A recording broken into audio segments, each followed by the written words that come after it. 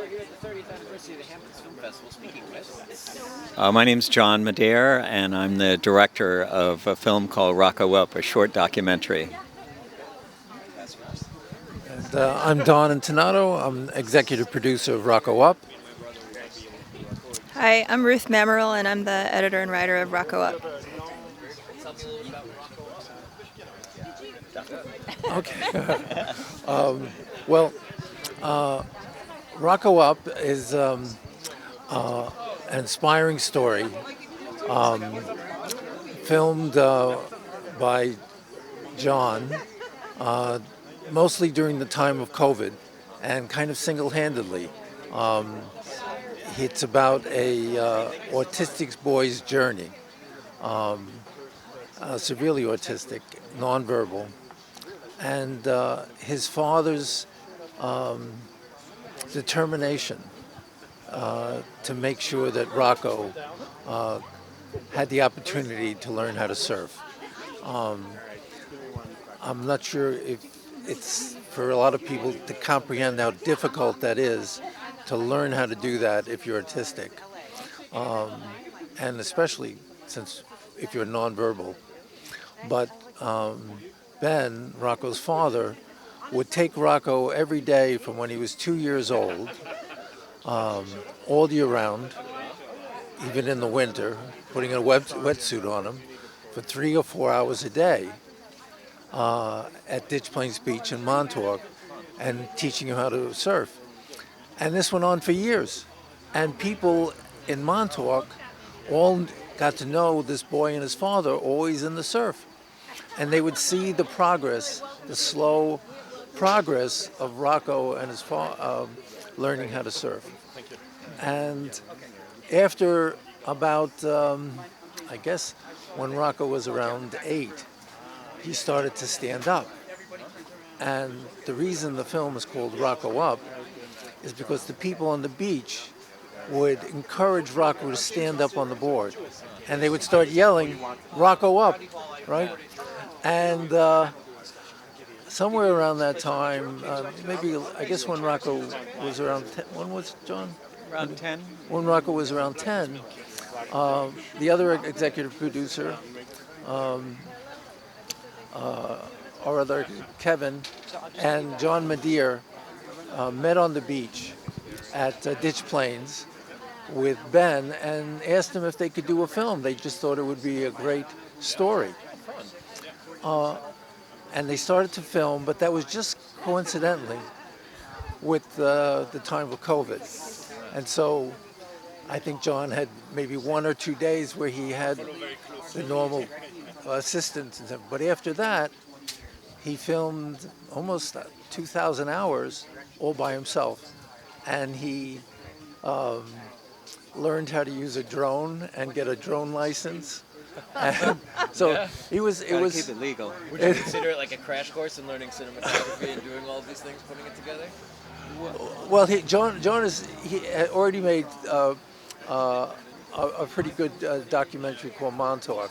So he did, but he's very familiar. His main occupation is as one of the top photographers in New York. But he had to learn, since he was going to be on his own, how to do drone photography. So he learned, he got a license, and he did everything on his own. So it was a pretty heroic filmmaking job. You want to tell me a little about that experience? Yeah. Sure. Yeah. Well, as Don was saying, most of the film I did end up doing by myself. We had interviews with about 10 different people, and those took place over 2 or 3 days, and I usually had an assistant to help with the sound because it's a lot to do on your own, as you can attest, right? We do what we can.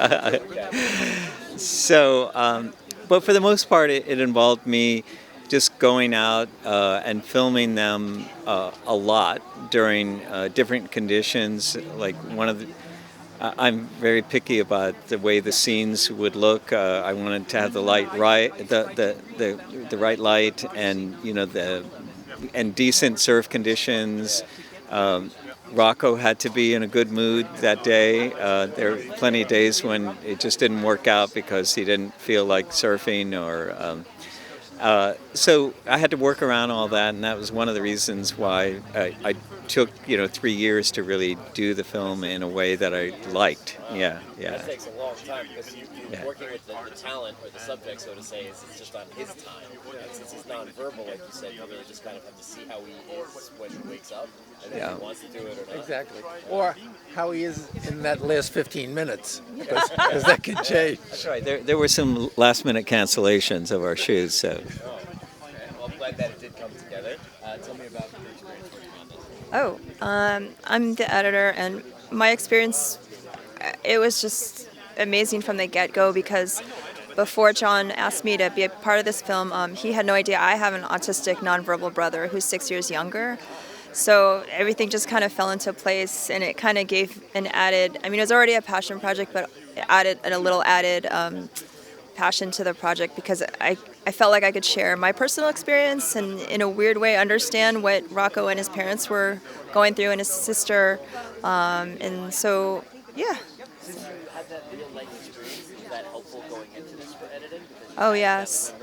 Yeah, it's funny because there are some issues we had where I was very protective of the family, and I wasn't sure how much to show of the families because of a thing with autistic families is there's a self-consciousness, I guess you could call it, where it's almost like I don't know if embarrassed is the right word, but you're very self-conscious about how your presence is perceived by others, and that was it became a goal of mine to kind of show, with their permission, of course, like their family, because that's something people don't really get to see a lot with autistic families. And I feel, we talked about like people being afraid of the unknown, and I think there's a stigma around special needs people about not really getting a glimpse into their world and knowing how to like act or feel or handle them. And so I think that was also a part of the goal of the film, which I didn't know was a goal of the film until I worked on it, and I realized, I should add this because that's from what I know from my family. So yeah. So Very nice. Well, I'm glad to speak with you about the film. Where can people go to find out more about it? So, it amazingly, this little film that could has been selected by the Hamptons Film Festival to be the cover of Dan's magazine, and there's a large by editor David, the editor, has a large cover story in there about it. It also is the cover of the Montauk Sun. Newsday next Sunday will be the cover of the living section of Newsday. Okay. So it's really getting a lot of traction. They can see it unfortunately it's sold out, but it's this Thursday at the Hamptons Festival at UA at 5:30 and on Saturday at 1:30. Beautiful. We'll have this interview up before then to help showcase it and promote it. And I want to thank you all for stopping by, and I do wish you the best of You luck. can keep that if you like. Oh, sure. Okay. Also about where people can learn about Rocco Up. Yeah.